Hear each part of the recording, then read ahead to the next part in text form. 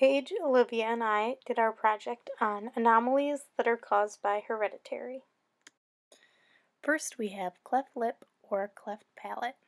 This is one of the most common deformities that we see, whether it's the lip or the palate that doesn't fully fuse together. You can see that bottom right picture there is a great example of how it affects our job as a dental assistant. When that palate doesn't fully form, there's a gap there, which could lead to malocclusion, could cause some different issues with crowding and things like that when the teeth can't come in the natural way that they're supposed to. Cleft palate or lip is most often seen in boys rather than girls, and it is also most often seen on the left side rather than the right. The right. Pretend I said right at first. I've already retaken this video like 4 times, so just pretend I said right to begin with. Next we have anodontia. This can be complete or partial anodontia, and basically it just means missing teeth. It's the permanent teeth that would be missing, and I thought this was really interesting that usually the primary teeth will come, they'll erupt, and someone will lose them, but their permanent teeth just will never come through. This is also more common in males and females, and then you can just see here how the bone is formed when the teeth are missing. It's very similar to like when we talk about dentures, when someone has their teeth extracted, and that very short time frame that we have to work with making a denture and how important that is before the bone starts to shift. That's a common problem that you would see with a patient like this. Next we have amelogenesis imperfecta. I really do not know if it's amelo, MLO, so we are just going to go with it. Amelogenesis is basically just when the enamel does not form properly.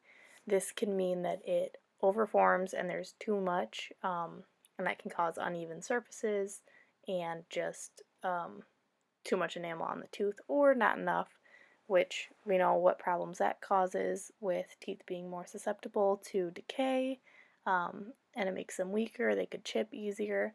This also just makes teeth harder to clean in general.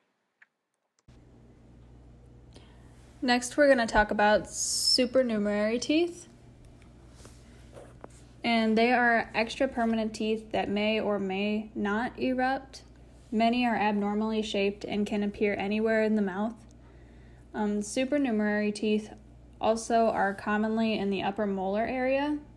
And as you can see in the top picture, it's very crowded in that person's mouth, and they have at least 3 supernumerary teeth. And the most common are mesiodens, which are small teeth with a cone-shaped crown and a short root located between the maxillary central incisors. And as you can see in the bottom picture, there is one right behind the central incisor, and that is an impacted mesioden. Next is malocclusion. It is also called a bad bite. Malocclusion is caused by crowded, extra, or missing teeth, or jaws out of alignment. Most are inherited genetically and can lead to TMJ disorders that can result in problems chewing and speaking. The objective of the diagnosis and surgical and non-surgical management of malocclusions and potential TMJ complications is to restore normal function and eliminate pain. And as you can see in the top picture, there are different bites that a person can have. And in the bottom picture, it shows a normal occlusion compared to a malocclusion. Next is periodontal disease. Gum disease refers to bacterial infection and inflammation causing damage to soft and hard tissues supporting the teeth. In its early stages, which is gingivitis, gums become red, swollen, and bleed easily, but the disease is reversible. In advanced stages of periodontal disease, the gums and bones supporting the teeth become seriously damaged, resulting in losing teeth that may fall out or need removal by a dentist. And as you can see in the top picture, you can tell the gum recession, and in the bottom picture, there are the healthy gums compared to gums that have gingivitis.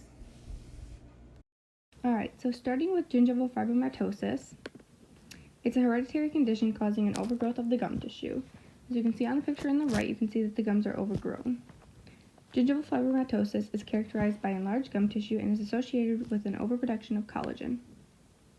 Next, we have oral cancer, often starting as a tiny white or red spot or sore in the mouth. Most oral cancers often occur in people who use tobacco, and alcohol are most likely to strike after the age of 40. You can see in the pictures on the right there, up on the gum tissue, there's a white spot that's circled with red, and then on the tongue on the side. Mutations of normal tumor suppressor genes, anti-cancer genes that slow down or stop the growth of normal body cells, can also give rise to oral cancers. Canker sores. Canker sores are small ulcers with a white or gray base and a red border that appear inside the mouth. These are very common, and mostly everyone has already had one in their lifetime. You can tell on the lip there on the right that there's one, and then the second picture down on the right also shows a canker sore. They are non-contagious. Canker sores can reoccur frequently. Immune system problems, bacterial infections, or hereditary dispositions may be possible causes. Fatigue, stress, food allergies, or menstrual cycles may increase the chances of canker sore development. They can also occur within weather changes.